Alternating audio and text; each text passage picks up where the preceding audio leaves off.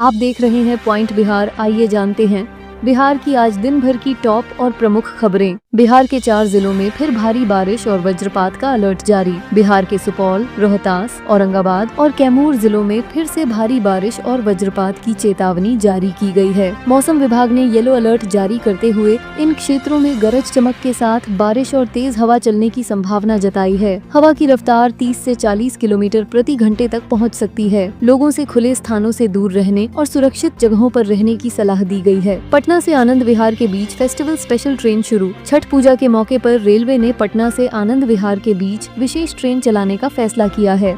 यह ट्रेन पटना से शाम को रवाना होगी और अगले दिन सुबह आनंद विहार पहुंचेगी। इसमें सामान्य, स्लीपर और ऐसी डिब्बे शामिल रहेंगे जिससे यात्रियों को सुविधा मिलेगी। त्योहार के समय भारी भीड़ को देखते हुए यह पहल की गई है ताकि लोगों को अपने घर आने जाने में परेशानी न हो। बैंक ऑफ बड़ौदा में शुरू हुई 417 मैनेजरियल पदों की भर्ती प्रक्रिया। बैंक ऑफ बड़ौदा ने अपनी रिटेल और ग्रामीण कृषि बैंकिंग सेक्शन में कुल 417 नियमित पदों पर भर्ती की घोषणा की है। इसमें मुख्य रूप से sales manager, agriculture marketing officer और एग्रीकल्चर सेल्स मैनेजर शामिल हैं। ऑनलाइन आवेदन प्रक्रिया 6 अगस्त से शुरू हो चुकी है और इसे 24 अगस्त तक किया जा सकता है। यह भर्ती बैंकिंग क्षेत्र में करियर बनाने के इच्छुक उम्मीदवारों के लिए महत्वपूर्ण मौका है।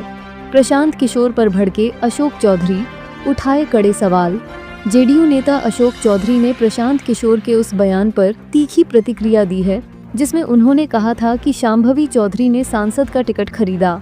अशोक चौधरी ने पूछा कि अगर टिकट खरीदा गया तो फिर चिराग पासवान को अच्छा नेता कैसे मानते हैं। उन्होंने प्रशांत किशोर से सबूत की मांग की है और कहा कि टिकट खरीदने की कोई दुकान नहीं होती।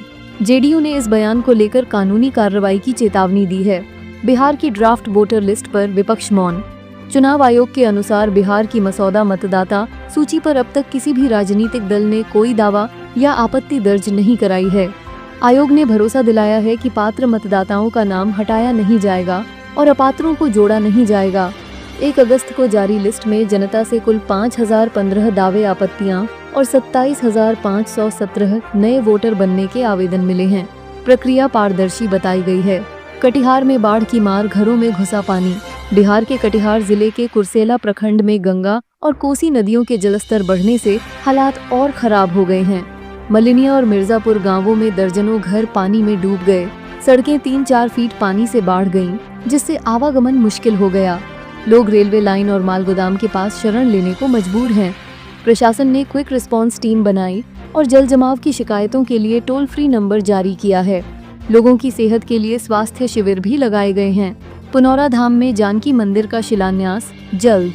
सीतामढ़ी के पुनौरा धाम में 8 अगस्त को जानकी मंदिर का शिलान्यास होगा। समारोह में जयपुर से लाए गए चांदी के कलश में 31 पवित्र नदियों का जल और 21 तीर्थ स्थलों की मिट्टी उपयोग होगी। केंद्रीय गृह मंत्री अमित शाह शिलान्यास करेंगे। उनके साथ मुख्यमंत्री नीतीश कुमार और अन्य संत महात्मा मौजूद रहेंगे। मंदिर परिसर में यज्ञ मंडप, संग्रहालय, लव कुश वाटिका, कैफेटेरिया और अन्य धार्मिक व पर्यटन सुविधाओं का निर्माण प्रस्तावित है। शिक्षकों को तबादले में 3 जिलों का विकल्प मिलेगा। मुख्यमंत्री नीतीश कुमार ने शिक्षकों को अंतर जिला तबादले में बड़ी राहत दी है।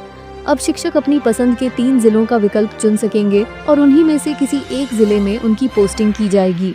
जिला के भीतर तबादले का फैसला जिलाधिकारी की अध्यक्षता वाली समिति करेगी, जो शिक्षक की सुविधा को देखते हुए इच्छित या निकटतम प्रखंड में तैनाती सुनिश्चित करेगी।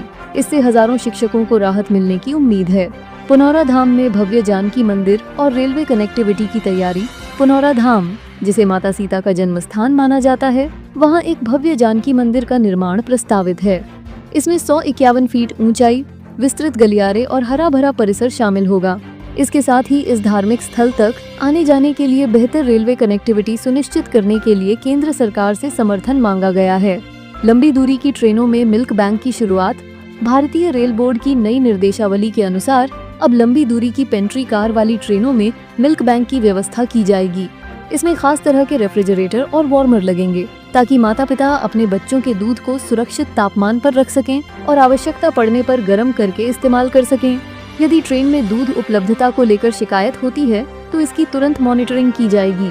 इस पहल को फिलहाल कुछ प्रमुख राजधानी, शताब्दी और दुरंतो ट्रेनों में पायलट रूप में लागू किया जाएगा। मुंगेर और भागलपुर के बीच बनेगा 100 किलोमीटर लंबा मरीन ड्राइव। बिहार सरकार जल्द ही मुंगेर से भागलपुर तक लगभग 100 किलोमीटर लंबा एलिवेटेड मरीन ड्राइव बनाने की योजना पर काम कर रही है। यह 4 लेन हाईवे मुख्यमंत्री नीतीश कुमार की मंजूरी के बाद पथ निर्माण विभाग द्वारा प्रस्तावित किया गया है, जिसका अनुमानित निर्माण खर्च लगभग 10,000 करोड़ रुपए बताया जा रहा है। डिजाइन के अनुसार यह परियोजना हाइब्रिड एन्युटी मॉडल पर आधारित होगी। बिहार में जमीन रजिस्ट्री पर आयकर विभाग की नजर। आयकर विभाग ने बिहार के कई जिला रजिस्ट्री कार्यालयों को रडार में लिया है, क्योंकि वे 30 लाख रुपए या उससे ज्यादा मूल्य की जमीन की रजिस्ट्री करते समय खरीदारों का पैन विवरण नहीं ले रहे हैं और विभाग को सूचना नहीं भेज रहे हैं। पटना और गया कार्यालयों में सर्वे करके गड़बड़ियां पाई गई हैं। इन कार्यालयों को जल्द ही नोटिस भेजा जाएगा और आवश्यकता पड़ने पर खरीदारों से आय स्रोत के प्रमाण भी मांगे जा सकते हैं। रक्सौल हल्दिया एक्सप्रेसवे से बिहार के 11 जिलों को फायदा। बिहार में रक्सौल से हल्दिया तक 6 लेन वाला ग्रीनफील्ड एक्सप्रेसवे बनने जा रहा है, जिसकी तैयारी अंतिम चरण में है। यह सड़क पूर्वी चंपारण, शिवहर, सीतामढ़ी, मुजफ्फरपुर, समस्तीपुर, बेगूसराय, खगड़िया, जमुई, लखीसराय, मुंगेर और बांका जैसे 11 जिलों से होकर गुजरेगी। बेगूसराय के पास गंगा नदी पर एक लंबा पुल भी बनेगा। परियोजना से व्यापार, परिवहन और रोजगार के नए रास्ते खुलने की उम्मीद है। जीविका में बहाली का सुनहरा मौका। बिहार ग्रामीण आजीविका संवर्धन समिति जीविका ने विभिन्न पदों पर भर्ती के लिए आवेदन मंगाए हैं। इसमें ब्लॉक प्रोजेक्ट मैनेजर, आजीविका विशेषज्ञ, लेखाकार, सामुदायिक समन्वयक जैसे कई पद शामिल हैं। इस वैकेंसी में बड़ी संख्या में सीटें हैं और आवेदन प्रक्रिया ऑनलाइन चालू है। इच्छुक अभ्यर्थी आधिकारिक वेबसाइट पर जाकर आवेदन कर सकते हैं। यह अवसर स्नातक पास युवाओं के लिए सरकारी नौकरी पाने का बेहतरीन मौका हो सकता है। भागलपुर में बनेगा इंडस्ट्रियल कॉरिडोर। गोपालगंज को औद्योगिक विकास तोहफा। बिहार के मुख्यमंत्री नीतीश कुमार ने भागलपुर और गोपालगंज को औद्योगिक विकास का बड़ा तोहफा दिया है। भागलपुर में इंडस्ट्रियल कॉरिडोर का निर्माण होगा, जिससे क्षेत्र की आर्थिक गतिविधियां तेज होंगी। वहीं गोपालगंज में औद्योगिक क्षेत्र विकसित करने की योजना है, जिसमें स्थानीय स्वरोजगार और उद्योगों को बढ़ावा मिलेगा। NIACL में प्रशासनिक अधिकारियों की भर्ती शुरू। New India assurance company limited ने प्रशासनिक अधिकारी स्केल 1 पदों पर भर्ती की प्रक्रिया शुरू कर दी है। इच्छुक उम्मीदवार ऑनलाइन आवेदन कर सकते हैं। आवेदन प्रक्रिया अगस्त के पहले सप्ताह से शुरू होकर महीने के अंत तक चलेगी। चयन प्रक्रिया में प्रारंभिक परीक्षा, मुख्य परीक्षा और साक्षात्कार शामिल होंगे। यह भर्ती बीमा क्षेत्र में स्थायी और प्रतिष्ठित नौकरी की तलाश कर रहे युवाओं के लिए सुनहरा अवसर है। अब भागलपुर 1 घंटा पहले पहुंचेगी वंदे भारत एक्सप्रेस। हावड़ा से भागलपुर के बीच चलने वाली वंदे भारत एक्सप्रेस की नई समय सारिणी जारी की गई है। अब यह ट्रेन भागलपुर जंक्शन पर दोपहर 2 बजे की बजाय लगभग 1 घंटा पहले यानी 1:30 बजे पहुंचेगी। रेलवे ने यह बदलाव यात्रियों की सुविधा और समय की बचत को ध्यान में रखते हुए किया है। समय में हुए इस बदलाव से भागलपुर आने जाने वाले यात्रियों को काफी राहत मिलेगी और यात्रा पहले से अधिक सुविधाजनक होगी।